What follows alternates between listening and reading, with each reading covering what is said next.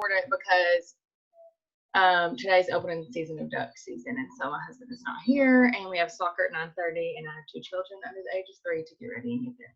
So Colgie is jumping behind me, so we'll see how long that happens. That lasts. Hold on, let me give him a few more snacks. Here. There you go. Okay, so something we're going to talk about today. Yesterday, honestly, I kind of feel like this is like a God thing that this is supposed to be talked about, because yesterday I was, make sure I'm recording. Okay, I was working on my master's class, and for each week I have to read an article, and y'all are going to have to really like focus because the washer's now starting and the child behind me is going to be loud. So sorry. We'll work on our multitasking. But I had to make a article review over, I had to pick an article. So the article I picked was SMART goals. And I don't know how many of y'all are familiar with SMART goals, but a lot of people use them in education and in businesses and everything else. And so the gist of it was to make your goals attainable, make them measurable, make them all the things that normal people know, like how to make your goals. So I'm going to read you guys the study that they did, because this, first off, while I'm looking for this, I want you to think of one goal you have. It can be business related, it can be life related, it can be whatever, because I'm going to read you this. And okay, so they did a study on okay, according to, sorry, I was reading that. Okay, so it says, have you set your written goals for your future? 3% of students, they did a study on 100 students, 3% of the students reported they had written their goals down. 10% reported they had goals generally in mind, but did not write them down. And 87% reported they had no specific goals at all. So they went back to these same students 10 years later. The students that had goals but did not write them down, on average, doubled the income of the 87% who had no goals at all. This is where it gets really interesting. The 3% that had written the goals down, on average, were earning 10 times more than all other 97% combined. So even if you have goals, the importance of writing them down. So after I was doing this article review, Clinton and I started talking, so I was like, this is like amazing. Like, that's like a slap in the face pretty much. Like, I'll set goals, but not like really attainable, focused goals. So one thing it recommended when setting goals is to think of a goal. So like one of my goals is, hold on, I have it written down now. Okay, I want to have my master's. So that is very attainable. There's a time table on it. That's an easy time because, I have a certain amount of classes left and a certain amount of weeks per class. So that's an easy one to like put a time limit on. But when you set a goal, what you need to do is think about reasons for that goal. So why do I want my master's? Why do I want to be a 5-star team? Why do we want to be a premier team? Why all these things? When you can come up with reason after reason after reason for a certain goal, that goal needs to be one of your top priorities. If you write a goal and you're like, I don't have any reasons for that goal, should you really even have that goal? And so that is where the importance of goal setting comes in, because if you can think of reasons to back your goal, you'll be more likely to go achieve those goals.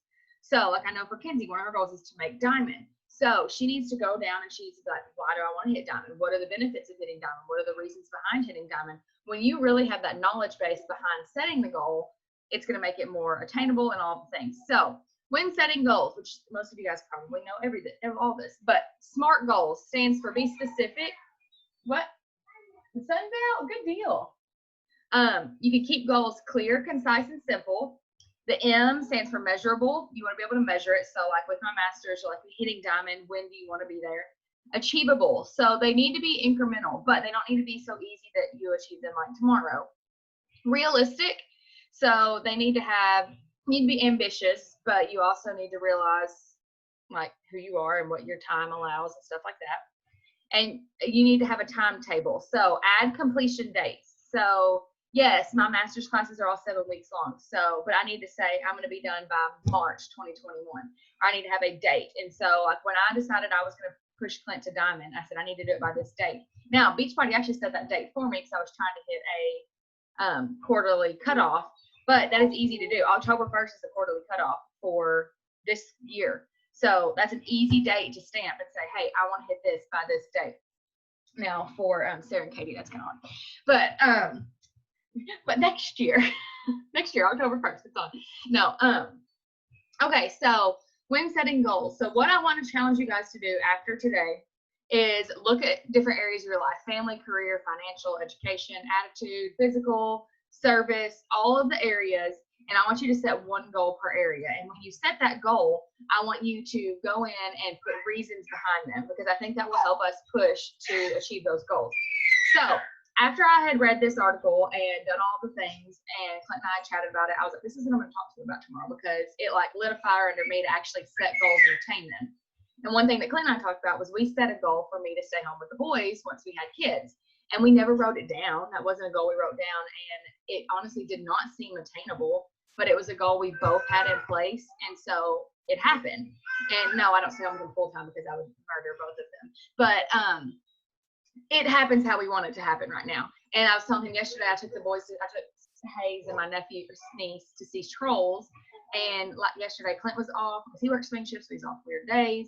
He was off, and we like played outside all day. And I'm like, I would not have been be able to do this if I was still teaching full time. Like I would have been at Marshall County all day and then gotten home around 5, and it would have been poopy. And so now that's not a goal for everybody. That was just for our family what we wanted, and that's fine if it's not for everybody. But I think everybody needs to set a goal for what you want. One other thing it talks about, which is really hard for us moms, is to set a goal for you. Don't worry about everybody else around you. Set a goal for you, because that also is going to push you harder to attain it. So with all that said, time out. Let me even see.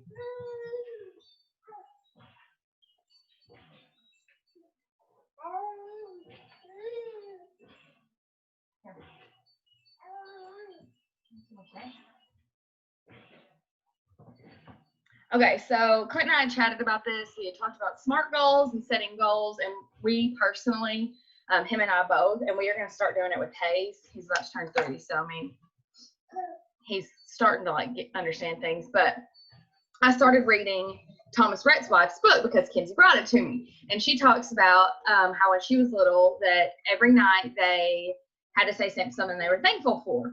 And so last night, Clint and I named 5 things we were thankful for, and then we made Hayes do it before bed, which he's 3. He doesn't understand. But when he like prays at night, he says the same prayer every night. He said, thank you for Mommy and Daddy and Coleman and Nona and Hank. And I mean, he just goes through the whole, you could tell it's like what we've said. And so we're like, Hayes, what are you thankful for? And he said, soccer. I was like, okay, that's interesting, because we had talked about going to play soccer. And so I want to like instill in them, nothing to do with Beachbody, but instill in the boys. I want to show that I can set goals and achieve them, and that I can be thankful for everything that I've been given, because these days have been long and freaking hard with these kids. And so, but I'm like, I told Clint, this is what I wanted. This is what I wanted. And yes, there's going to be days where if you're working your dream job that it sucks, but you need to be thankful for that at the same time. So all that to say, last night I was laying in bed and I was reading my daily devotion, and this happened to be the day. So, and I'm like way behind on this. And so it's a God thing that this is even today. So it's talking about, I'm not going to read the whole thing, but it's titled The Most Non-Frantic Woman I've Ever Met. And it is the wife of a former president. And so this lady is high power. She's well known, all the things. And it said, as she opened the door to meet this lady, they had just adopted a little girl. And so this lady was coming in to like, I don't know how that works, but to check everything and all the stuff. She said she was knocking on my front door, trying to balance her paper coffee cup, her purse, her cell phone, and a stack of paper. She was also trying to fix something on her shoe. She hopped a step or two and I answered the door. I smiled. She had imperfect posture, all of the things, whatever was bugging her with her shoe was finally fixed. She stood up. And she spent all day with my family and me. She was a reporter doing a story on our sons adopted from Africa. Even though she never alluded to another title she had, we knew. So she never told them that she was the daughter. She was the daughter of a former president of the United States. So her and her sister called the White House home, all the things. But she had a demeanor that was honest and unassuming.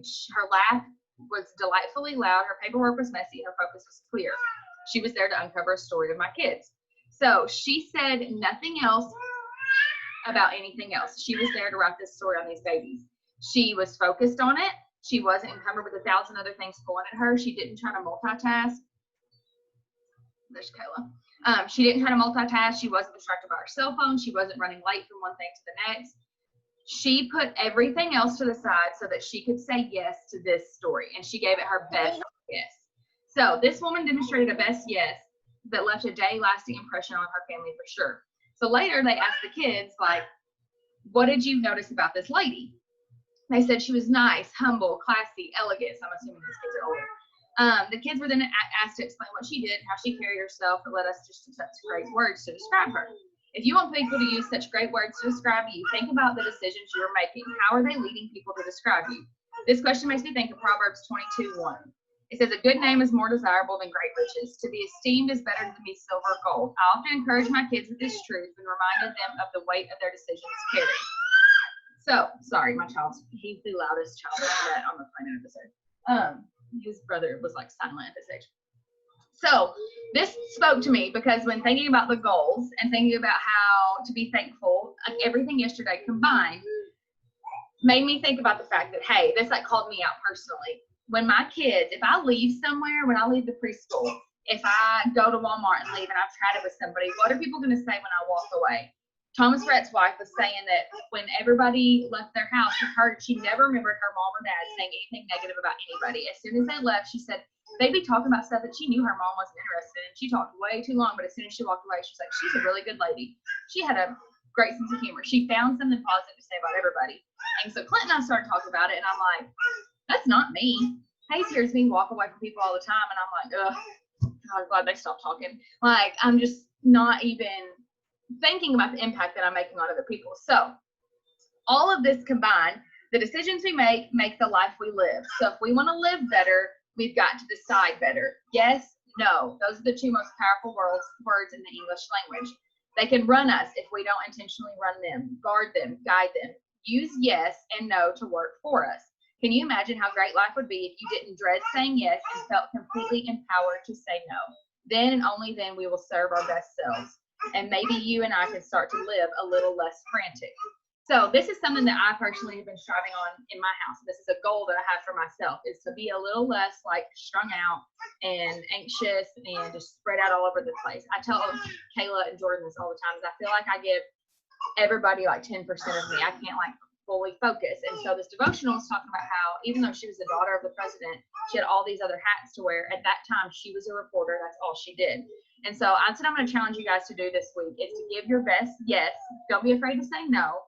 And Jordan Kelso shared not long ago a picture about saying no. And it was basically saying, when you say no to one thing, you're saying yes to something else. So look at your goals.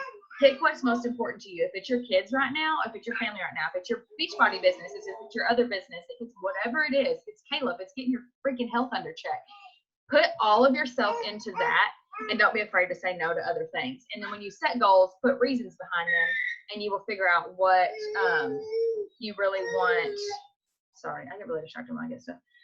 You'll figure out what's really high on your priority list. So that's really all I got. Does anybody have anything? Like a preacher.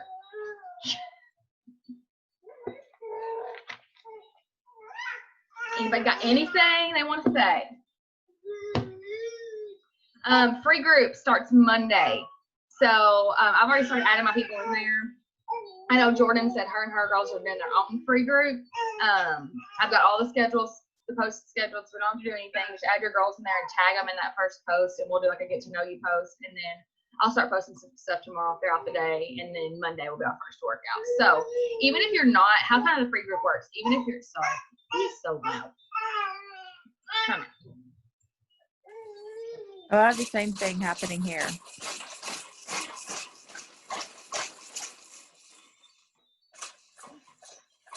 Come get him, Aunt Katie. Sarah, did you ask something? Sorry, I didn't hear what you said. I said I have the same thing here. Oh, yes. I'm like, well, I think my other child locked himself outside, but he'll be fine. The window's open. He's been calling in. Okay, so the free group, how that works is, hold on, he's panicking. He locked himself outside.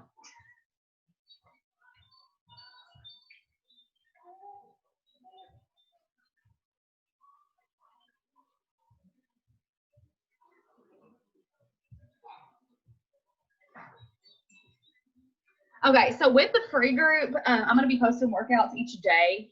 And so they'll be like morning meltdown or MBF and then 30-day breakaway and 10 rounds, the works. So it's not going to be the workouts you guys are doing probably that day. You can do them if you want. But go ahead and post your like sweaty selfies and all of that in the comments too. And just play it off like you did that workout that day. That way it makes other people want to be involved and engaged too. I'm sweating. Any questions about the free group?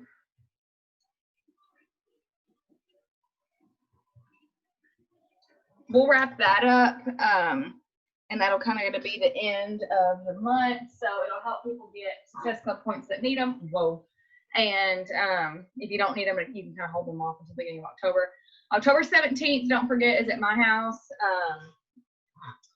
We are going to do some fun stuff. That is also the first day of muzzleloader season, so let's pray that we find somebody to watch these children. All right, y'all. That's all I got. Y'all have a great, actually, hold on. Sarah, you're going to kill me. I'm going to take a picture.